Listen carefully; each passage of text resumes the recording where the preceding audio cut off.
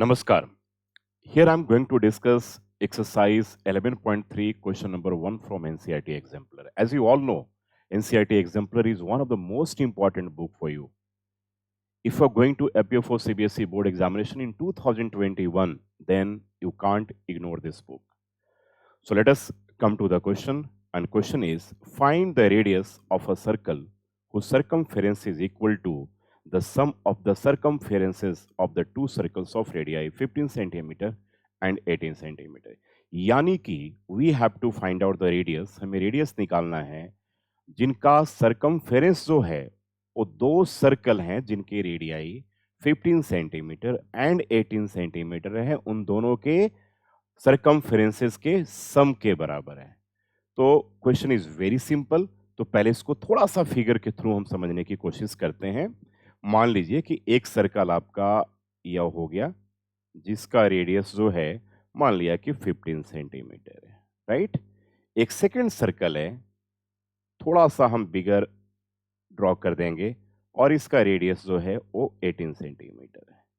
तो इन दोनों के जो सर्कमफेरेंस हैं उनका सम अगर करेंगे तो अब जो सर्कल आएगा ऑब्वियसली अब इसका रेडियस पूछा जा रहा है। Basically this is the figure you have, right. तो यानी कि इस सर्कल का अगर हम सर्कमफेरेंस निकालें, let this be C1 and you know कि circumference is 2 pi r, so this is 2 pi r1, इसको मान लेंगे where r1 is the radius of the first circle and that is given 15 centimeter. इसके circumference को C2 मान लेते हैं, this is 2 pi r2, here r2 equals to 18 centimeter. Let the radius of the bigger circle is r centimeter, right? Just you'll have to check the unit whether it is centimeter or meter, whatever it is, ठीक है, then it is r centimeter.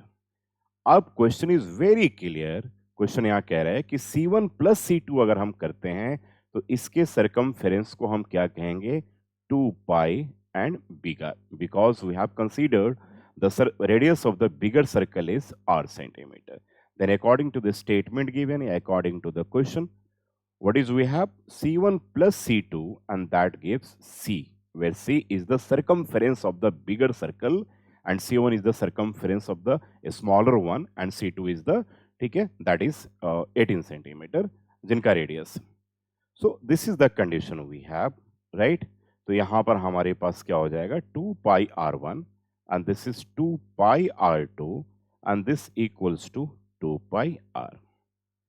आप इसे क्या करेंगे, यहाँ पर आप कोई कैलकुलेशन फाइनल नहीं करेंगे, आप इसके जगह पे कॉमन ले लीजिए। तो दिस वन इज r1, यहाँ पर आ गया r2 and that equals to 2 pi r। ये 2 pi and 2 pi will be clearly cancelled, so ultimately we have r1 and plus r2 equals to big R, where big R is the radius of the bigger circle.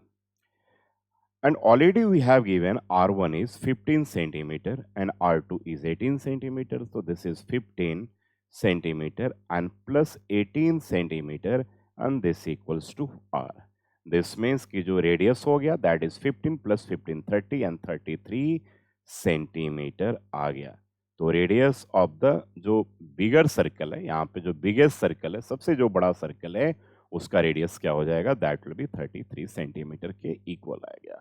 इस question में tips आपको यहाँ trick यह समझना है कि हम initially break नहीं करेंगे। इनिशियली हम यहाँ पर बहुत बच्चे क्या करते हैं कि पाई के जगह पे 22/7 पुट कर लेते हैं, फिर आर लिख लेंगे कि 2 इंटू 22/7 इंटू 15। देखो 22/7 करोगे तो 7 से तो 15 कटता नहीं है ना। दूसरे में 22/7 इंटू 18 करोगे तो यह भी नहीं कटेगा। तो उस केस में कैलकुलेशन विल बी लेंदी हो जाएगा आपका। तो you will have to take precaution. यहाँ पर आपको लेना है कि हमें क्या करना है, दोनों को लिख करके, क्योंकि हमें पहले ही पता हो जाना चाहिए कि 2 पाई दोनों में तो ऑब्वियसली कॉमन है and r1 and r2 different है ना।